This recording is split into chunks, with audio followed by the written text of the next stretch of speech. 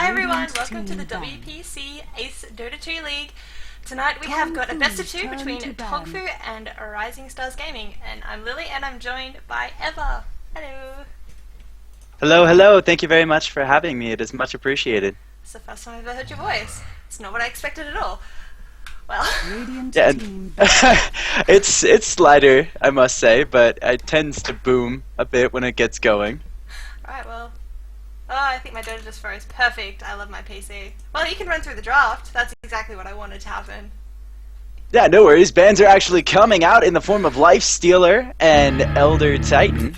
Elder Titan has been used up for the offlane as of lately, and really is an imminent threat that causes a lot of disruption despite the creep camps not being warded. So when these defensive tri-lanes that have been evolving out of the safe lane for the dire side have actually been disrupted a lot by that ancestral spirit, and really what he's allowed to do is get a lot of farm he's not entitled to and maintain vision over the hedge line, which allows him to not get ganked, so he's able to stay in lane a lot more effectively than other off lanes that we've seen. And not only that, contributes a lot of AoE to the team fight, but this is the first time I've actually seen him ban immediately in the first phase. He's normally a niche pickup that comes at the end, so it speaks volumes of what these Chinese teams feel about him, in my opinion. And Lifestealer has been a regular ban of Alliance in the past, considered overpowered, though I think Naganet shuts him down quite well. Well, yeah, Elder Titan, I think every single Ace game thus far he's been either picked or banned. And yesterday, was it yesterday? Yeah, it must have been yesterday. We see ROTK play him and just he did a very good job, and he's kind of like similar to Nagasiren in that he does disrupt team fights and shut team fights down, but he's got a lot more, I guess, late game potential with his passive, being able to take away like health and, not health, armor and magic resistance. So. He does like 1,000,001 things right. When you provide vision, you allow you to sleep and set up team fights or even disrupt the middle of a team fight. It's just insane the value that guy brings with him. And not only that, like, he's good in laning and the team fight, and that's what matters. Yeah, but I mean, Batrider's still not banned out, so Tongfu are thinking about it. They're digging into reserve tab already, so no, they're going to ban him out. Leaving maybe Darkseer open, Weaver, Nyx Assassin's still in there as well. A lot of heroes left in the pool that are very, very viable for the metagame. Yeah, I always also slip through, but it's not a favorite of Chinese teams. They aren't too afraid of going it, though I still think it's a very eminent threat. Visage also makes it through and gets picked up immediately by Rising Stars, and those familiars still a bit ridiculous. Yeah, just a bit. I mean, Visage is a very nice pickup. I think both of these teams tend to play a little bit more aggressive, I guess, than the standard Chinese, lineup with a bit more farming. From what I've seen of them thus far, at least. And ZSMJ, I'm going to be honest, I'm not sure if he's playing support or carry in Tongfu, but when he was playing in his previous team, which the name escapes me. I can't remember what it's called. That's terrible. Either way, he was playing like fantastic junglers. Every single time I saw him, he would play Chen or Enchantress, and he would just dominate everyone. So, kind of hoping to see that because I like seeing strong Chen play. But if he's playing a carry, that's alright as well, or a mid. Do you know what he's playing in this lineup? I'm really not sure. I haven't gotten a chance to watch Chinese Dota since I was at the International, so this is going to be my first watching because I've been doing Natalic every single day in the mornings right when these events have been going on, so it's been hard for me to keep up with the evolution of the scene. So yeah. Definitely apt to go look it up, and I'm excited to see what exactly both teams are going to pour out strategy-wise, because again, this is my first glimpse into Chinese Dota, minus seeing a few of those Elder Titan picks you were discussing offhandedly in between games. So very interesting as Nyx Assassin and Rubik gets picked up for Tongfu. Rising Stars given the opportunity to respond with one more pick before we head into the second half of drafting. And it's kind of worth mentioning that both teams thus far have picked up all supports. I mean, Visage of course can play a tri-lane farmer and Nyx can play kind of a mid-role, but typically these three heroes are seen as supports. And I mean, recently I've been seeing more kind of cores being picked up, like the Weaver, the Darkseer, Dragon Knight, or there's the Dragon Knight pick, being picked up in those first couple of picks. So Rising Stars looks like they're going for a pretty aggressive push lineup, as Dragon Knight typically runs in the mid lane, and he will be aggressively pushing with the team once he hits level 6 with that Elder Dragon form. Dragon Knight is just one of those heroes that stays in lane, doesn't necessarily win the mid lane outright, though he provides a lot of utility to a team. So I like him in the mid lane, and it must speak of a concept that Rising Stars has that they would like to run if they're willing to pick a middle this early rather than committing to something like the offlane, which is more likely because there's just more heroes in existence in this phase. But still, team staying with the support picks, and now you will see a hero like OD, which would be a decent counter, shutting Dragon Knight's mana pool down, so no Breathe Fire for farming to catch himself back up into the fray, and Darkseer also gets taken away, and there's the offlane ban I was just speaking of. Yeah, I'm expecting we're going to see offlane bans from both of them, but it kind of depends on if, like, if they want to run an aggressive tri-lane or a passive tri-lane, because banning out the Chen, Tongfu's turn to ban. I think there might be, I don't know honestly. This is the thing that always gets me, is are they going to run a passive tri-lane and, you know, just intend on, you know, farming up, hitting level 6 on all the Rising Stars, this is, sorry, I'm like circling on my mouse but you can't see it, Rising Stars, and then, you know, going aggressively after they all hit level 6 or so. Or are they going to run an aggressive tri-lane and just intend on shutting everyone down while winning the other 2 lanes?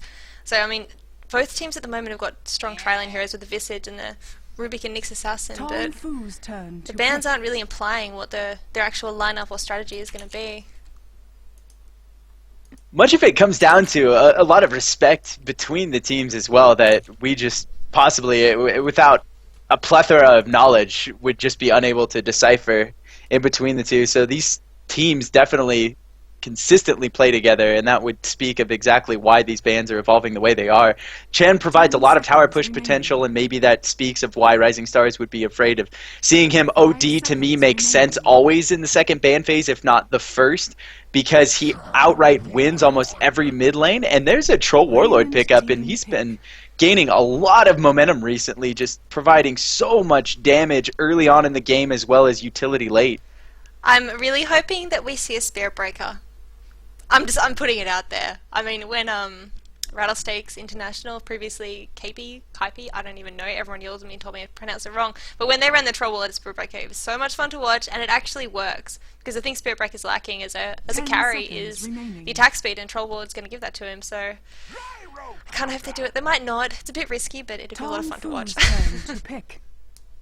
I think in all likelihood he would appear as a support role, and because they already have a Rubik and Nyx Assassin, it only wouldn't happen for that reason alone. Yeah. He fits a very niche role, kind of where the Nyx fills in, but what Nyx does that's a little bit above and beyond him in terms of not doing a pocket strategy is he impales and stuns down more than one hero, though Spirit Breaker has such great burst potential. I have to agree that the attack speed would have been just powerful to watch evolve in front of us, but it's actually going to be Gyrocopter as a carry response, and you weren't kidding, so you ousted me. I'm going to eat my own words now because I'm excited. That happened.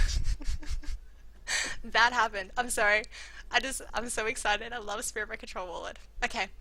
You can carry on with doing serious analysis. I'm just going to sit here and no, that definitely, that was a good call. I just really didn't expect it. Normally, when we've ever seen him, it's always been in the support role, and maybe the meta is shifting enough that he's no longer belongs there. I'm interested to see then how Tongfu would elect to lane this, having a Nyx Assassin and a Troll Warlord. Troll Warlord presumably can go in either, mid with an aggressive tri-lane, but then Spirit Breaker, is he just, is an aggressive tri-laner then, correct? He's just the one who takes the farm out of this affair, and then they grab an off-laner here? Yeah, I think they'd be putting the Spirit Breaker, Rubik, and Nyx Assassin in a lane together. Though with the Abaddon pickup, they might not be able to run aggressively, as Abaddon is just very hard to dive. Like, Spirit Breaker, usually he just wants to dive quite aggressively using that charge, but with Abaddon there to shield, they might just go for a passive tri-lane and, you know, just pull a lot on maybe the Nyx and Rubik, you know, support the Spirit Breaker and then go roaming. 10 seconds But, I mean, Rising Stars might go aggressive with this lineup too. I don't know. I just want to see Troll and Spirit Breaker. 5 seconds remaining. Timbersaw gets banned out as the last ban for Tongfu. Still figuring out how Rising Stars could potentially lane this. Weaver is in the pool. They could do a couple of dual lanes. They could safe lane farm the Gyro if they feel comfortable against whatever Tongfu picks up. They do have the opportunity to respond to that. So I guess it's all going to come down to who Tongfu decides to shift into that off lane role. I think the burst damage that Tongfu is threatening right now is kind of out of control. Between early game Fade Bolts, Troll Warlords, AoE, you have Spirit Breaker Lock. There's a lot of damage that could potentially come out of a roam in the lineup, and I agree with you in saying that it's probably a roaming lineup because it would obliterate any opportunity for a Gyrocopter to farm, and the longer they can keep him off that, better chance they have of winning, and that's why I like the Abaddon pickup to kind of slow things down and protect against a lot of lockdown and a lot of stun, but still a Photic Shield early on in the game is not going to provide a lot in terms of him living. He just doesn't have the health pool. 10 seconds Yeah, I mean, remaining. I think what Rising Stars are kind of going to have to do is just protect the 5 Gyrocopter, seconds and remaining. then I don't know. The Spirit Breaker pickup is good in that. I mean, it looks like Reserve Rising time. Stars are kind of going to go for a bit of a, 5-man lineup once they all get the core items up with Gyrocopter, just farming a little bit. Typically he'd be farming the easy lane, and then 4 other heroes would be pushing mid, and he'd be able to rotate in. But you can't really do that with a Spirit Breaker, because that Spirit Breaker will just see him, solo farming and run down. So, I mean, it kind of forces Rising Stars into 5-man gaming. And if they 5-man game with a Dragon Knight and a Gyrocopter and an Abaddon, those 3 heroes, as well as a Visage, of course, need levels and farm. And so it's going to kind of, I don't know, they're going to have to watch their positioning, I guess, would be the way to put it. But They just have to really walk away from as many fights as possible early on. I don't imagine giving farm to a Spirit Breaker other than hero kills is going to be as valuable as grabbing farm on the Gyrocopter. So if he goes unchecked for too long, could be the defense they need, and they have a lot of ways to obtain that. Once Visage gets those familiars up, already has Grave Chill to slow incoming ganks. There's not, I mean, there's a lot of lockdown in the Spirit Breaker lane, but if they dodge that lane, they could potentially buy themselves the time that they need to just get Gyrocopter somewhere, even if it was a safe lane and they grab an additional hero to aggressive tri-lane with, and it could even be the Weaver. You could put Gyro safe lane, depending on what Tongfu goes here. Obviously it hinges on the responsive draft, and it's actually Mag going to be out of that off lane. Very, very solid pickup, and that solidifies even more stun and AoE lock. So much coming out of this Tongfu lineup. yeah, plus Magnus in power, plus Spirit Breaker and Troll Warlord in the late game. That's a lot of damage. Like, that's a lot. I honestly don't know how Bash works on these 2 heroes with the Empower. I assume that it'd only be the single target that gets the bonus damage from the Bash and not the 10 AoE, seconds remaining. but still, I mean, it's a good synergizing lineup, and if Magnuson gets some, 4 or 5-man 5 RPs, or even seconds 3-man remaining. RPs, this Spirit Breaker and Troll Warlord are just going to eat through them. So, Reserve but time. a bad Other news than there. that, well, all I was going to say is, other than that, they don't have a lot of AoE. There is a very tanky lineup here in Rising Stars. It's a matter of if they're able to farm it up, as you were mentioning. And so if they can get the farm up, they'll be able to tank through something like an RP, because there isn't much lockdown beyond that. I imagine Nyx will be expent for burst damage. There's going to be good response and disruption coming out of Rising Stars, and positioning is 10 going to be key for seconds Tongfu. You're going to have Call Down, you're going to have Dragon Knight Breath, a Photic Shield will play into the fray, and now it's going to be Enigma to counter the RP. So some black holes going to come forth on this lane, and it's going to be interesting to see how they decide to position these heroes. Enigma in the off lane, potentially. Yeah, this is... Oh no, I need to reset my Dota, hang on. But, you talk for a second, my Dota just crashed. Sorry guys, I'm having nice technical issues as always. I have issues every time anyone clicks play, so don't feel bad. This is about the part where I normally bog down for a moment. Wouldn't feel bad in the slightest. Team's actually just waiting to get underway here. Okay, well that gives me time to get back into game. Alright guys, this is going to be a best of 2 series, and I will get introductions underway, so don't go anywhere immediately hereafter. Teams already moving towards lanes. We'll see if they approach each other out of this Radiant side jungle, while Lily manages to load back in. Okay, here we go. I should be back in the game very, very soon. There you go. Excellent. I would say I would have liked the Weaver pickup. Oh my god. Look at this already, they're just charging each other. Yeah, it's going to be interesting. Alright, pause comes forth, and Alright, well that gives us a conveniently chance timed, I suppose. to go through the players. I'll go through Rising for it. Stars. We've got Sylar on that Gyrocopter, King Jake going to be playing the Enigma, Dragon Knight be played by CTY, QQQ on the Abaddon, and XCD is going to be playing the Visage. And for the Tongfu lineup, we have Zoe on Troll Warlord, Sansheng taking up the Rubik, Mu on Magnus, ZSMJ, Nyx Assassin, XTT, Spirit Breaker. Favorite breaker. He's got charge level 1, so he's angry. He wants blood. Combo Breaker, more like it. It's going to be interesting to see how quick that attack speed gets. It's detrimental. Bash is a lot of bonus damage, and if he gets that rolling, he won't even need to go into a build like Mask of Madness. The Troll Warlord cooldown is so low. I'm surprised I never considered the Battle Trance synergy with him. Oh, I've seen it. It definitely works. I've seen it a couple of times, and yeah, it's a lot of fun to watch. Because like you just see the communication between them. Because Spirit Breaker will just be charging someone across the map, and as soon as he reaches them, bam! On goes Troll Warlord's ultimate, and he's just bash, bash, bash. But with the Rubik on the other team, I don't know if you mentioned this. I was too busy fixing my issues. But can you imagine Magnus RP, Black Hole goes out, gets cancelled, stolen, and then they're all together already with the stun, and Rubik casts the Black Hole himself. Like picking an Enigma definitely going to come down to positioning against a Black Hole. Sorry, picking an Enigma against a Rubik is just so risky.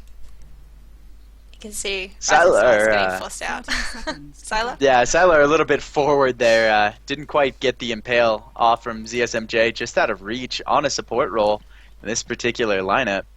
And I have to imagine the way they're going to lane this is Mu goes in one of the solo lanes as well as Troll. Doesn't really matter which. Troll presumably middle with Mu in the off, and then you'll have an aggressive tri-lane on bottom with XXT, Sansheng as well as ZSMJ. So really aggressive play already, monopolizing the opposing jungle. Wards kind of strewn everywhere, and we have just gotten into the actual second markers of the game.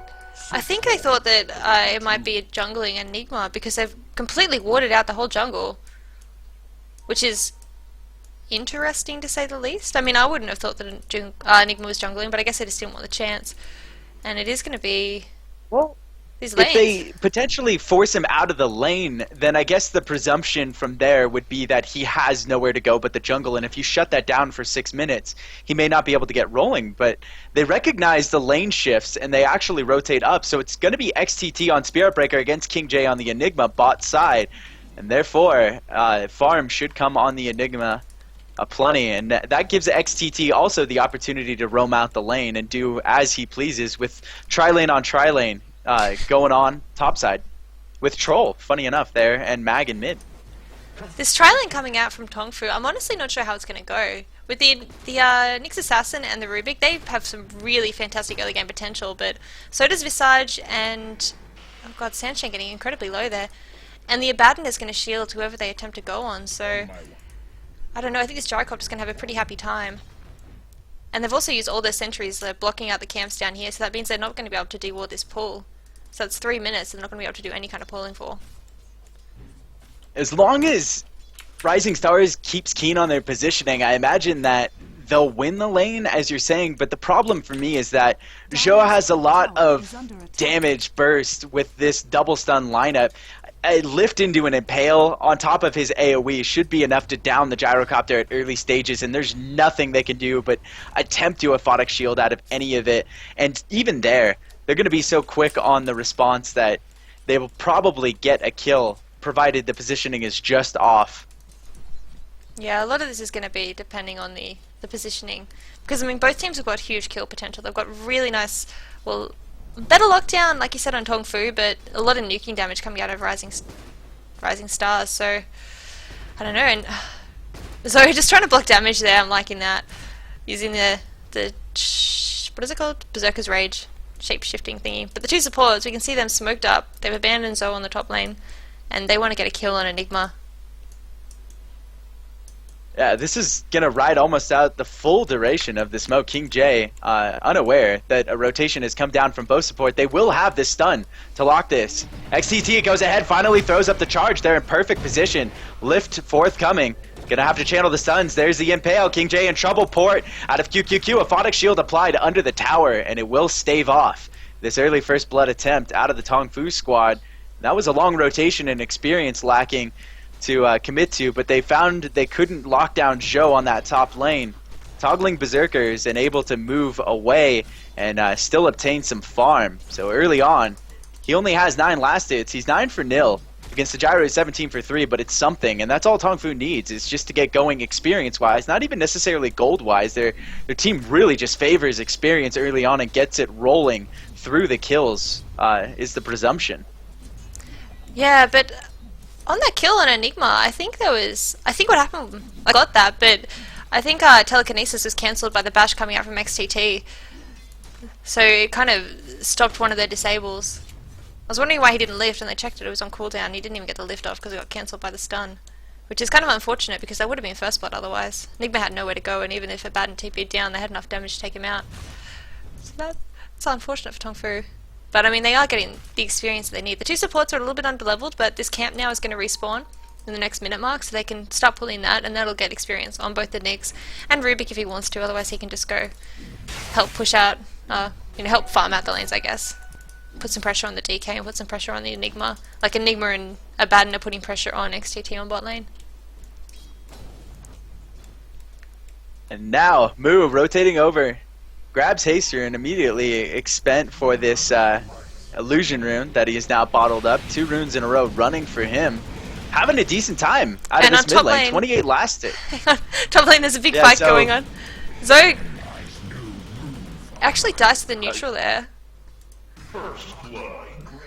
Sorry, I didn't know if you wanted me to interrupt. Obviously, the first time we've cast together. Yeah, no, I would have. Rubik goes down, and San actually taken out. ZSMJ not able to do anything to save his teammates. At least the Troll Warlord didn't yield the first blood, dies to the neutrals, and no one really around to obtain the experience, let alone gold off that. So, not bad for Tongfu. First blood definitely doesn't signal any red flags when it occurs, but it will be advantage Rising Stars early on here, as they did manage to pull off the first blood against the Rubik shortly thereafter. Yeah, and that Abaddon really showing his worth. Even in a tri-lane, he kind of needs experience, but in that respect, in the tri-lane there, he managed to save Sylar, who got quite low, and XDD as well, using that shield and the miscoil, and they just couldn't really take him down. Abaddon is very, very frustrating to lane against. He's kind of like a Tree, but a little bit better, because Tree now being nerfed so hard that he needs experience, whereas Abaddon heals, what is it? Let me just check. 100 heal for, 75 mana, which isn't that much when you think about it. And Charge actually coming out from XTT now, so let's see what he's going to do. He's level 6, so... Mu cracking down on the mid lane. Will get the lock right now. He throws up the Dragon's Tail, and it looks like the Space Cow will manage to catch up. Huge stun. Look at the damage coming out on the Dragon Knight. He has no chance, even on top of the tier 2, and no response on Rising Stars this time around. Meanwhile, top side, Sansheng in trouble. QQQ kind of moving through on the pole camp, and Sylar just going to obtain some additional farm with the positioning.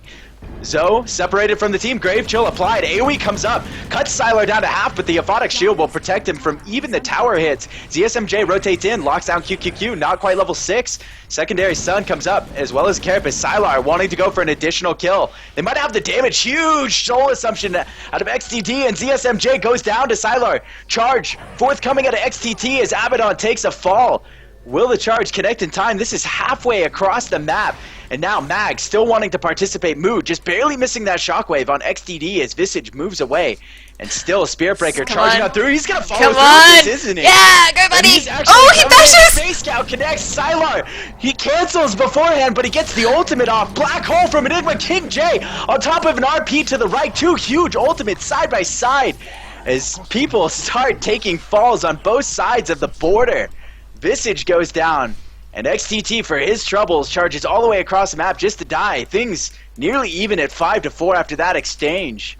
Sansheng in a little bit of trouble. CTY actually noticing him out in this mid lane will get the support. I don't imagine they follow through. Slow comes up from the Troll, and he's going to move off. Grave Chill applied uphill, and I think that's just going to be the end of that. They recognize there's no kill opportunity here.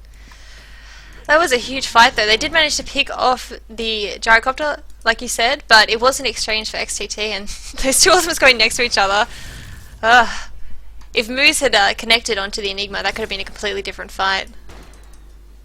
I think the only silver lining in the fact that XTT got that kill there is he's 2 for 1, and he gains the experience before he goes down, and CTY, it was not anywhere near to gain any advantage. He's 0-1-0.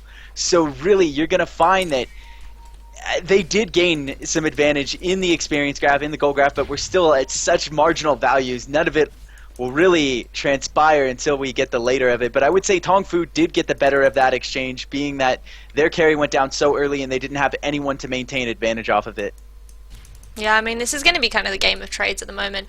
And ultimately, on a hero like Spirit Breaker, if you get a kill and die, it's not the end of the world, because really on a Spirit Breaker you shouldn't be farming, so you're not going to have that much unreliable gold. What you're really going to be doing is getting as much reliable gold as you can. So when you die, it's not the end of the world, because you keep your gold. So I mean, I think that XTT dying is worth a lot less than the Gyrocopter dying, because all of Gyrocopter's gold is going to be unreliable, and that means he's going to lose a lot more, so I think it was a good trade for Tongfu ultimately. And I think we're going to see a couple more plays like that. Just Spirit Breaker getting farmed. I mean, you can see he's already got his treads up. Even though he's only on 24 CS, like you said, he's got the kill, so it doesn't matter if he dies. I mean, it does matter, but it doesn't matter in that he can still get his farm up. Yeah, it's all about context. It definitely applies here, and that's exactly what we're seeing. Sylar is forced to kind of team up. Not even level 6, no cooldown. Should get level 6 shortly in here. Fortification expect from Tongfu, and the defense will come out as Mu pulls the creeps off the tower. He's considering moving on in. Tower dropping below a 4th health. They're going to need to make a move here soon if they plan on doing anything, and instead, it's going to be Rising Stars just backing off, kind of testing things out. Meanwhile, mid lane, ZSMJ in a lot of trouble. Dragon AoE, enough to take him down. I thought that might have been just a bit off, and King J is now the next target of the charge. They lock down with the Dragon Tail. CTY still in that Elder form, moving on the Spirit Breaker. Troll trying to AoE, stave him off. Help has arrived from the Tongfu squad. They're all in here. Lift on King J. Mag waiting for a good RP. Lands 3 inside. QQQ throwing up the ultimate. XTT actually able to get his ultimate and move away. Kill on Dragon Knight before he goes down. And now Abaddon in trouble. Joe goes down in the background. This is 2 for 3 on the trades. But both damage dealers for Tongfu are down. San Sheng nearly dying to Soul Assumption at the tail end of that fight. Yeah, really by the skin of his teeth walking away. And that would have been a huge advantage for Tongfu, but they take that as Gyro lived through the entire engagement. Even though the kill board only reflects that they're up by 1. That was a 3 for 2 trade, losing the Enigma, Baden, and DK. And I mean, I would say that was another trade that went in favor of Tongfu. Even though it was 3 for 2 and they did lose the Spirit Breaker and the Troll Warlord, now Mu is really close to his Blink Dagger. There's going to be probably 11-minute Blink Dagger, and that's going to be huge. His ultimate's got a really low cooldown when compared to Enigma's Black Hole. And if he can get some nice, a nice RP off, if they don't know he's got the Blink Dagger up, if he can get like a really beautiful RP off, maybe catch 2 or 3 like he has been, that could be a team fight turned in their favour, possibly a Rosh. They've got a pretty good Rosh lineup, especially because it looks like the Troll Wall is going to be going for that Vlad's. And, yeah, I mean, it could be a tower or whatever. It's kind of the advantage they need. You really have to admire his patience on that last RP as well to get that 3rd man. He really understood that Abaddon was on the outer lying edges and wanted to go ahead and grab him in, and because of that, the Dragon Knight went down and XTT was afforded his life. Bottom tower under siege now by Tongfu. They will just back off after taking down Visage, obtaining the last hit, so Sylar not able to grab as much gold as he'd prefer, I'm sure, off that one. But Mech is almost up on the Enigma. That's going to be very, very crucial for these team fights. BKB not too far away on Sylar. QQ not really got much. And what's Dragon Knight's got? Dragon Knight hasn't got very much either, just got the bottle and treads. But when you compare the farm on Tongfu as well, not much on So. Blink, like we said, is on Mu, and Spirit Breaker got not much either. So everyone's pretty poor. For Chinese Dota, you usually expect a lot more items than this at 12 minutes into the game. Like, let's be honest, normally there's been a lot of rotation. Yeah. That's really what stifled this momentum that we're used to seeing from the farm, and our last hit count is only rounding 71. Familiar is kind of under fire. Neither of them able to get taken down. Really good movement there by XDD to maneuver them out of the way. So the micro definitely active, keeping away 100 gold out of the hands of Tongfu, who could certainly use it at this stage. And team fight is almost imminent here as both teams are right on top of one another. There is a sentry to spot out ZSMJ. He decides to move in, but he swiftly moves around it. As long as he doesn't get caught out, you can imagine that Tongfu is going to have the better of this engagement. We go, and they're going to de-water now, so ZSMJ's got that ability to go through if he wants to. They did spot he picked up an invisibility rune though. They've got a ward here, so they know something's up. I mean, that's another thing about Spirit Breaker, is that he's got, well, great mobility. Is that if they do pick a team fight in mid lane, he could just charge down. He's almost got max charge.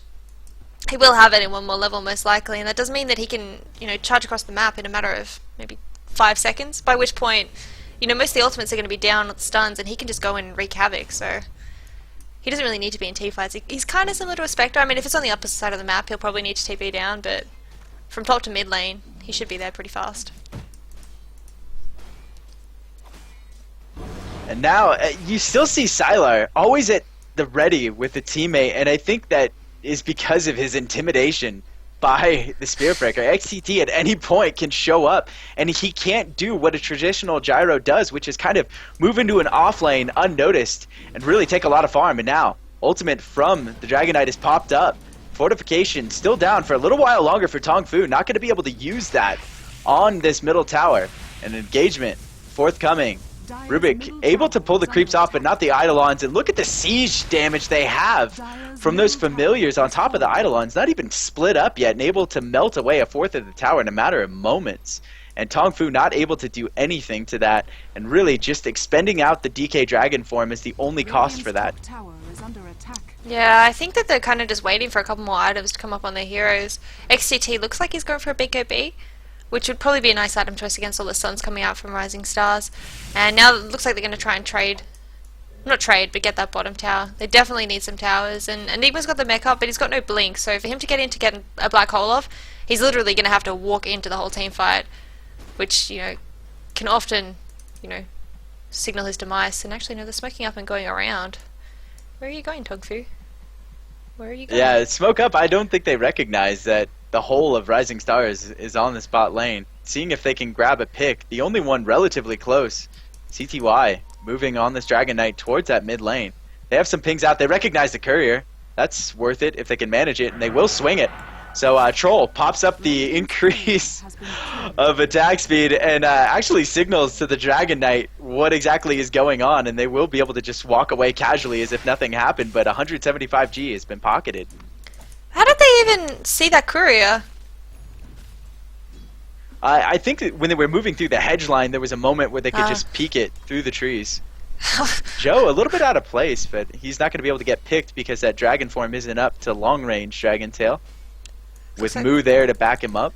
Looks like Moo might be defending mid lane just for a little bit. Probably going to get a little bit more farm, and then he'll go up to top lane. He has got ZSFJ hanging out behind him. But he's already done a great job of farming. He has his Blink Dagger and Arc Boots already, and we'll see if it's Refresh Reports forthcoming. They're able to get it down before any response comes out of Rising Stars, so they'll take that very narrowly. Again, the Dragon form has been popped. And we're still seeing Tongfu deciding not to engage. They will figure out, though, that the ports have been expent. King J in a whole lot of trouble if XCT connects, and he does indeed. Troll Ultimate has to be forthcoming and actually doesn't even need it. The ultimate alone, is coupled with the charge, is enough damage to tear him down, and even the score for Tongfu. Really good awareness from them that the ports were expent on that top lane. And they took full advantage, and that always has to be a concern of theirs when they're split, is that XTT can just show up on a dime.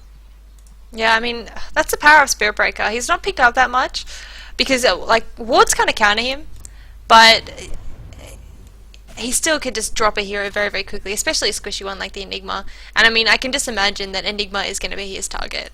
His ultimate goes through BKB, so correct me if I'm wrong, but I'm reasonably sure it goes through BKB, which means that even if Enigma does get a BKB up, that Spirit Breaker will just be charging him down and ulting him every time he casts that black hole. I don't know if the movement quite cancels the channel, though. Well, I suppose it does in a Nature's Prophet, so it must then in turn cancel all channeling effects. So I guess deductive reasoning will pay off there, so it should, in theory, cancel it out, but if he gets caught on the edge of it, it would indeed pull him in, so he wouldn't be able to expend the ultimate. Now, we have Rising Stars congregating bottom lane.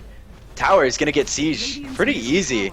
These Eidolons and Familiars deal so much so quickly. Fortification popped out. Tongfu's getting engaged. Huge RP. Grabs 3. Troll ultimate already up, and now XDD melted away. QQQ. Next target doesn't have his ultimate. Used it quite early. ZSMJ locks him down. He's in the forefront. XTT instead elects to go on King J. Pulls him down, and that's 3 down for Rising Stars. As they retreat, they need to get both of these carries out. Sylar City on the run. CSMJ in pursuit, Moo blinking forward, Dragon Tail from CTY slowing him down, but the Impale will connect, and he's the next target. Call down from Gyro, just trying to buy any possible time they can. Triple kill for Moo, who is just on fire right now. Oh, narrowly misses on the blink on Sylar. And now, Spirit Breaker able to charge. This is going to be a full 5-man wipe. Even with XDD coming in, XDD might just get picked. Forced to stun with the familiar Soul Assumption comes up and does next to nothing because Rubik had stolen a Photic Shield, applied it to him, and all it did was pop the shield. And now they lose 5 and to Tier 1. That is a huge gold advantage swinging the way of Tongfu. Yeah, that was giant, and that was like the perfect team fight. I was kind of watching King J in that fight just a little bit, and he was trying to get in to get that black hole off. But without a BKB, without a blink, it's so hard to get the black hole off because he basically has to get Rubik in it. If he doesn't get Rubik, Rubik's just going to steal it. That's all there is to it.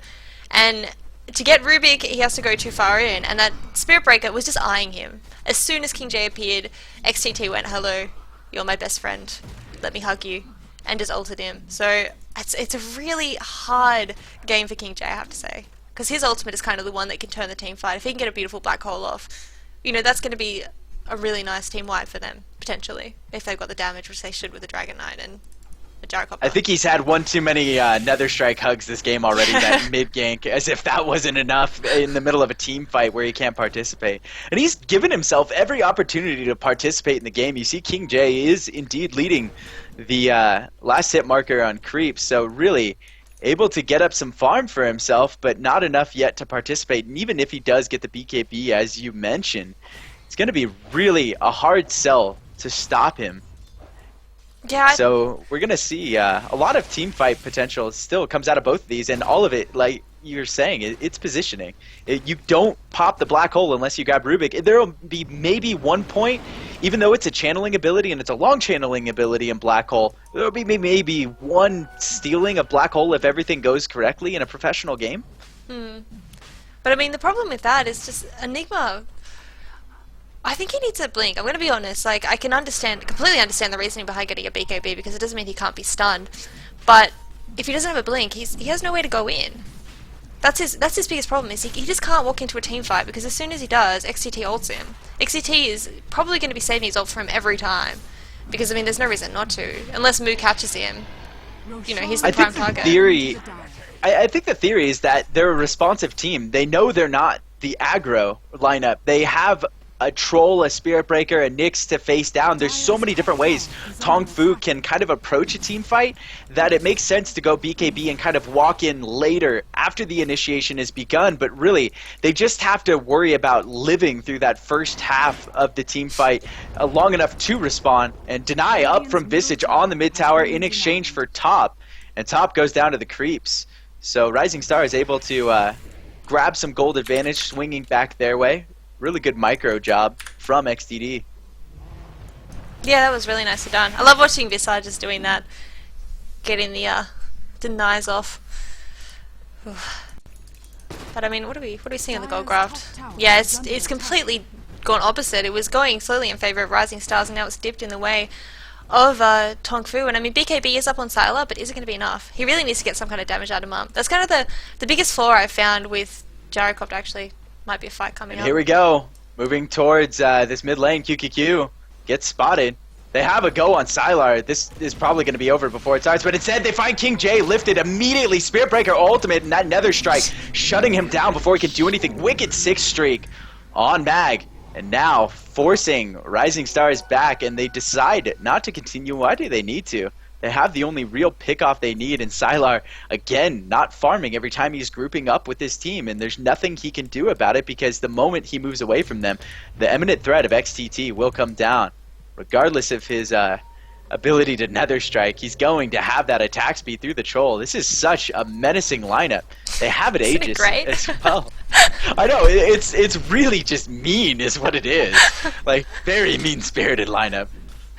Mean-spirited with Spirit Breaker. I get it! But yeah, it's I'm full of puns. I don't know if you've noticed yet. Very punny. Yes, gosh, I don't even know what I was saying. I was saying something. It was important.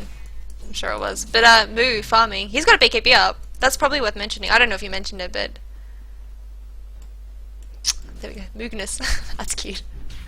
Everyone's funny today. So BKB is up on the Troll Waller, the Magnus, and the Spirit Breaker. So that's the 3 cores already magic immune. And since there's so much magical damage coming out from Rising Stars, I mean, they've got the Enigma. He does magic damage with the Malefice, I guess, as well as Black Hole being magic damage technically. Breathe Fire, Abaddon's Shield, as well as Heal, and the huge nuking damage coming out of Soul Assumption. So really, this kind of means that the supports are in a little bit of trouble, because when those carries go in with the BKBs, all those nukes are going to go straight onto them, but this does mean that it's going to be so hard to take down any of them. There's no damage on the DK yet, there's no damage on Gyrocopter yet, he hasn't got anything up that is really going to deal any AoE damage, apart from just a flak cannon, which doesn't do that much in on itself. One thing I definitely didn't consider was the fact that they do have an OBS up here. They are smoked up moving through. We'll keep an eye on that and see if anything transpires because of it, but they can't stack the Ancients per normal without fear of the Spirit Breaker showing up, so this lineup is really that bad. Familiar stun on Moo Moo, not able to get things going. Troll Ultimate expect immediately. CDY is the target. Very tanky, able to live through so far, and they RP a solo kill here to try and lock him down, and he still manages to squeak away from all those ultimates, really not going the way of Tongfu. King J, damage up, Black Hole finally connects to 2, may yet get stolen, Aegis expend, it is indeed stolen, Sylar locked in, 3 locked up, QQQ next on the list, Sylar in trouble, lifted into the air and will get taken down, that is 3, immediately for Rising Stars. It would look to be a good starting engagement as the Dragon Knight just would not go down, he will finally go down, 5-man wipe, triple kill for San Sheng with the incredible steal and turnaround, and that just might be it for this Rising Stars squad as they're behind the 8 ball 19-8. Radiant's middle tower has fallen. Yeah, that teamfight could not have gone any better for Tongfu. I mean, they managed to get an RP on CTY. CTY? Yeah, CTY while he had that BKB up, so he couldn't do that much damage. And like I was saying, there's just no damage on the Gyrocopter. He can auto-attack them all he wants, but he does maybe 100 damage max once armors are deducted for 5 hits, 6 hits. So 600 damage absolute max, which is nothing compared to the 1,500 health on most of these heroes. And it's just very, very hard for them. And Roche, they're not going to be out for a while, but the Aegis is down now, so they might play it a little bit more safe. You know, they're a responsive team, and that's exactly how they needed to respond, and even when everything went their way, it wasn't enough. Like you're saying, they just don't have any damage items on Sylar to shore it up, and he was just wailing away on the Tongfu squad, and the only one who went down was the Troll, who was already in the head of the engagement. He should have melted away, if anything, but really, they were disjointed enough that a lot of the attacks from both sides didn't go on the focus fire that they wanted, so you saw that King J had enough time to bide his time for the ultimate. Black Hole ends up going off and gets stolen, and really, just a lot of things went awry there, and now Rising Stars thinking that they have the opportunity to respond here. Congregate on this mid tower. Recognize that Moo is actually behind the fray. King J trying to lock him down. He will skewer to the low ground in the Roshan pit, which is now vacated due to their Aegis obtaining a little bit earlier on, and walk away from that engagement. Moo's got that DD rune. He really wants to make a play happen. They don't have any vision here though, so he's going to have to maybe wait for someone else to go in first. And yep, in goes XTT. Yeah, now QQQ locked up. Good RP out of Tongfu. Again, Moo just man-moding through this XDD. First one down. Still a very tanky Rising Stars team, but Sylar is completely separated from the group, and now you see Rising Stars again on the run. They might just have to call it right here. This is a lot of gold going the way of Tongfu. That is 3 down, Familiars down as well, and GG immediately called, so there it is, game 1 in the books as we head into game 2 of this group stage for WPC Ace. Well, GG, well played, and that was the kind of game I love to watch. Well played by both teams, but Tongfu's lineup was just way too much fun. Well, we will load up the lobby and be back to you guys shortly. Thank you very, very much, Lily, for letting me have this opportunity to cast with you. It is much appreciated, and I will let you take it out. Yeah, I don't really have anything else to say. I'm just trying to